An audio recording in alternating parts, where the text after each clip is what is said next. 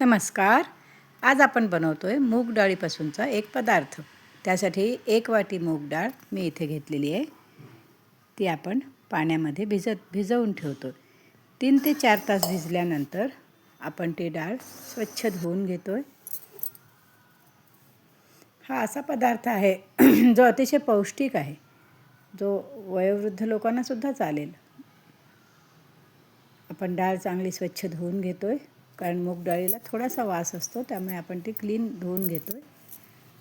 आणि हा पदार्थ एवढा पौष्टिक आहे की तो आपण नाश्त्यालासुद्धा वापरू शकतो किंवा संध्याकाळच्या स्नॅक्ससाठीसुद्धा याचा वापर होऊ शकतो.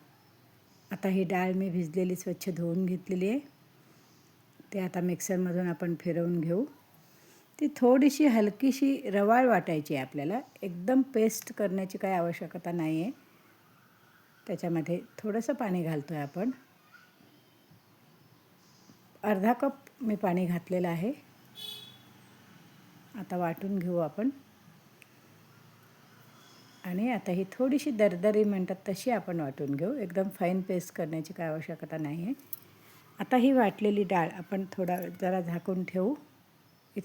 इथे आपण घेतो 1 वाटी रवा आणि पाऊण वाटी दही, जे थोडंसं खट्टा जरासं आंबट असलं तरीसुद्धा चालू शकतं, आपली आवड असेल तर. हे बघा, मी पाऊण वाटी दही घेतलेलं आहे. ते दही आणि रवा थोडा जाडसर असतो तोही चालणार, आपण उपम्यासाठी वापरतो तो रवा घेऊन चालणार आहे. तो रवा आणि दही असं आपण चांगलं इथं मिक्स करून घेतो आहे. ह्या मिश्रणांना काय आत्ताच पाणी घालण्याची आवश्यकता नाही आहे. आपण हे मिश्रण चांगलं हे बघा ठेवून इथे भिजवून घेतलेलं आहे.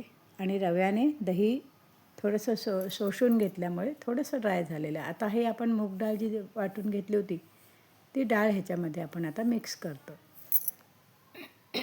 ती अशी नॉर्मलच वाटलेली आहे, जास्त एकदम बारीक केलेली नाही आहे. वाटलेली डाळ, मुगाची, रवा आणि दही हे सारं मिश्रण आपण आता एकजीव करून घेत आहोत. ही डाळ आहे त्याच्यामध्ये पाण्याचा अंश आहे, आर्द्रता आहे, त्यामुळे आता लगेच पाणी घालण्याची काही आवश्यकता नाही आहे. आता हे सारं मिश्रण आपण एकजीव करून घेऊ अगोदर.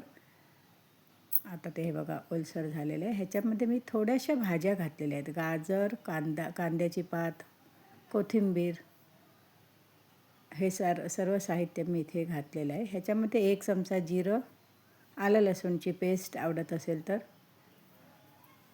आणि मीठ आपल्या चवीनुसार. मी इथे छोट्या चमच्याने 2 चमचे मीठ घातलेलं आहे. आपल्या आवडीनुसार आपण इथे मीठ वापरू शकता. आणि ज्या भाज्या आपल्याला आवडतात त्या फक्त आपल्याला इथे मी 1 चिमूट हे बघा इथे हळद घातलेली आहे. जास्त काही घालण्याची आवश्यकता नाही आहे. हलकासा हळदीचा कलर चांगला वाटतो. ह्याच्यामध्ये मी किसलेलं गाजर घातलं आहे. हे बघा, ही मी इथे कांद्याची पात घेतलेली आहे. कांद्याची पात, कोथिंबीर आणि थोडासा पुदिना, असं सर्व साहित्य मी ह्याच्यामध्ये घातलेलं आहे. आपल्याला जे आवडतं ते तुम्ही घालू शकता. ह्याच्यामध्ये तुम्ही कांदासुद्धा बारीक किसून थोडासा कांद्याचासुद्धा हलकासा वास यायला लावू शकता. आता हे सारं मिश्रण आपण एकजीव करून घेऊ. ह्या वस्तूमध्ये आपल्याला हा असा फ्लपी होण्यासाठी एक डायरेक्शनने ढवळण्याची थोडीशी आवश्यकता आहे. हे बघा, चमच्याने आपण एकजीव होण्यासाठी जरा थोडंसं जोरात ढवळून घेतो आहे. आपला हात एका डायरेक्शनने फिरवल्याने हे मिश्रण हलकं होतं. आता ह्या पदार्थाला तुम्ही हे बघा, मी इथे 1 चमचा कच्चं तेल घेतलेलं आहे. हे काय टाकण्याची आवश्यकता नाही. 1 चमचा तेल ह्याच्यामध्ये घालतो आहे. हे सारं मिश्रण आपण चांगल्या प्रकारे ढवळून घेतो आहे. ह्या पदार्थाला तुम्ही डाळ ढोकळी म्हणू शकता, मूग डाळ ढोकळा म्हणू शकता किंवा मूग डाळची वडीही म्हणू शकता. ज्याचा उपयोग आपण सकाळच्या नाश्त्यासाठी इथे करू शकतो, म्हणजे भरपेट खाण्यासाठीही करू शकतो आणि संध्याकाळच्या स्नॅक्ससाठीही याचा वापर होऊ शकतो. आता आपल्याला हे सारं मिश्रण एका बाजूने ढवळून घेण्याची फार आवश्यकता आहे इथे. हे बघा, हे हलकं होतं आहे आपलं मिश्रण असं ढवळल्याने. आता मी एका प्लेटला इथं ग्रेसिंग केलं आहे, तेल लावून चांगल्या प्रकारे घेतलेलं आहे. तुम्ही तुमच्याकडला टीन वापरू शकता, केकचा टीन किंवा कोणतंही असं छोटी थाळी वापरू शकता. मी ह्याला आता तेल लावून सगळीकडनं घेतलेलं आहे. आता हे सारं मिश्रण आपलं 1-2 मिनटं ठेवून दिलं होतं ते हे बघा असं सुरेख त्याला हलकेपणा आलेला आहे. आता मी ह्याच्यामध्ये 1 सॅशेट इनो वापरणार आहे. हा बघा पूर्ण 1 सॅशेट आपण इथे वापरायचं आहे. इनोने ही वडी एकदम हलकी होते किंवा हा ढोकळा एकदम आपल्याला हलका होतो. हा बघा खूप सुरेख होतो. आता इनो घालून आपल्याला एका डायरेक्शनने 1-2 मिनटं आपल्याला आता हे फेटून घ्यायचं आहे, जेणेकरून मिश्रण एकदम स्मूथ होईल आणि हलकं होईल. आपल्याला जाळीदार बनेल जी आपण बनवू ना वस्तू ती. आता थोडासा पाण्याचा वापर मी केलेला आहे. आपल्याला कन्सिस्टन्सी एकसारखीच ठेवायची आहे. जास्त पातळही करायचं नाही आहे किंवा एकदम घट्ट पण ठेवायची नाही. हे आपण प्रमाण थोडंसं तुमच्या रव्यावर डिपेंड आहे. रवा कोणता वापरला आहे त्याच्यावर डिपेंड आहे. त्यामुळे तुम्ही पाणी हे बघून थोडं थोडं वापरू शकता. मला इथे सर्व ह्याच्यासाठी हे बघा पाव कप मला पाणी लागलं. पाणी घालून मी हे सारं मिश्रण मिक्स केलेलं आहे चांगलं. आता ज्या ताटाला आपण थाळीला आपण ग्रीसिंग केलं होतं त्याच्यामध्ये हे सारं साहित्य आपण घालून घेऊ. थोडंसं सारखे आपली असेल तर उथळपणा त्याला कमी असावा, जरा थोडा खोलगटपणा असावा. हे बघा आता आपण हे थोडंसं टॅपिंग करून घेऊ म्हणजे एकसारखं त्याच्यामध्ये जी काय हवा आहे ती निघून जाईल. आता मी ह्याच्यामध्ये थोडंसं गार्निशिंग केलेलं आहे. इथे चिली फ्लेक्स वापरलेले आहेत. काश्मीरी लाल मिरची पावडरसुद्धा तुम्ही वापरू शकता. तिखट हवी असेल तर लाल तिखट पावडर आपल्याला जसं आवडेल ती पावडर तुम्ही घालून घ्या ह्याच्यावर. आता मी इथे गाजरचा कीस थोडासा पुन्हा रिपीट केलेला आहे. कांद्याची पात, गाजरचा कीस, कोथिंबीर असं साऱ्या साहित्याने मी चांगलं इथे गार्निश करून घेतलेलं आहे. तुम्ही वाटल्यास लसणीच्या पाकळ्यांना जी पात असते ना तीसुद्धा इथे घालू शकता. मी इथे प्रीहीट केलेलं आहे. हे बघा इथे पाणी आपलं कढईमध्ये ठेवून त्याच्यामध्ये एक स्टँड ठेवून मी तो अगोदरच पाणी ठेवलेलं आहे. ते आता उकळत आहे. आता आपण जर थाळीमध्ये पीठ ओतलं आहे ते सारं साहित्य आपण या कढईमध्ये ठेवून एकदम पॅक झाकण जे असेल ना ते ठेवू. आता आपल्याला 13 ते 14 मिनिटं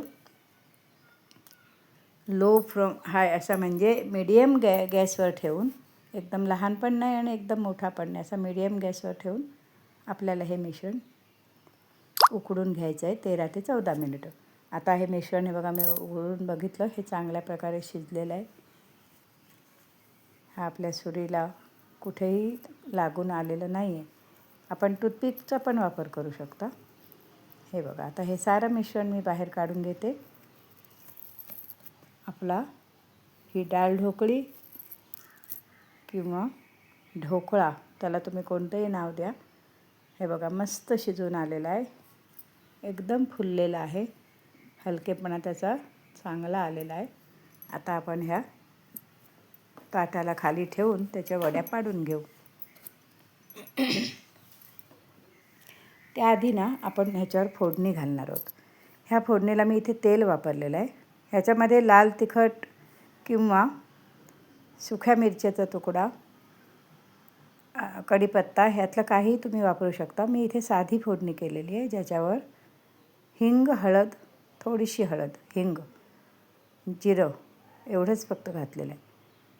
तुम्हाला फोडणी जशी आवडेल, कोणाला थोडासा गोडूळपणा हवा असेल तर आपण साखरेचं पाणीसुद्धा इथे वापरू शकतो. पण हा थोडासा तिखटकडे झुकणारा पदार्थ असल्यामुळे ह्याच्यामध्ये साखरेचं पाणी घालण्याची काही विशेष आवश्यकता नाही आहे. तुम्ही फोडणी तुम्हाला जशी आवडेल कढीपत्त्याची तशी घालून घ्या. आता हे सारं मिश्रण हे बघा गार होत आलं आहे, त्यामुळे मी ह्याच्या वड्या कापून घेते. वड्या सुंदर पडलेल्या आहेत, मस्त वड्या झालेल्या आहेत हे बघा. आता आपण त्या उचलून पाहू. तुम्हाला कोणता शेप हवा त्या शेपमध्ये तुम्ही कापा. चौक चालणार आहे, आयताकृती चालणार आहे किंवा आपल्याला शंकरपाळीचा आकार देऊन चालणार आहे. आता हे सारं मिश्रण माझं सुरेख कापून त्याला आकार देऊन झालेला आहे. आता मी ह्याच्यावर फोडणी घालते. मी फोडणी साधी घातलेली आहे. ह्याच्यामध्ये लाल तिखट आपण ऑलरेडी घातलेलं आहे ना, त्यामुळे पुन्हा रिपीट नाही केलं आहे. आता आपण हे पाहू शकता. हे बघा, अतिशय व्यवस्थित उत्तम वड्या पडलेल्या आहेत आणि एकदम हलका पण झालेला आहे. ह्याला तुम्ही डाळ ढोकळा म्हणा, मूग डाळ ढोकळा, पण हे एकदम पौष्टिक खाणं आहे. आपण सकाळच्या वेळीसुद्धा हे खाऊ शकतो, म्हाताऱ्यांना देऊ शकतो, लहान मुलांना देऊ शकतो. आपण डब्यामध्ये सुद्धा ह्याचा वापर करू शकतो. हे बघा, एकदम हलकं झालेलं आहे आणि जनरली मूग डाळ पचायला हलकी आहे चण्याची डाळ याच्यापेक्षा किंवा उडदाच्या डाळीपेक्षा. तर आपलं हे सारं मिश्रण आता तयार आहे. तर मंडळी, हे आता खाऊन बघितल्याशिवाय ह्याचं टेस्ट आपल्याला कळणार नाही. त्यामुळे इथे मीच टेस्ट करून बघते हे कसं झालं आहे. ह्याच्या मी अशा वड्या पाडल्या आहेत. त्याच्या जोडीला चटणी तुम्ही कोणतीही वापरू शकता. मी ग्रीन चटणी ठेवलेली आहे. आहा, एकदम छान मस्त चव आली आहे. चला, अच्छा, धन्यवाद. लाईक, शेअर आणि सबस्क्राईब नक्की करा.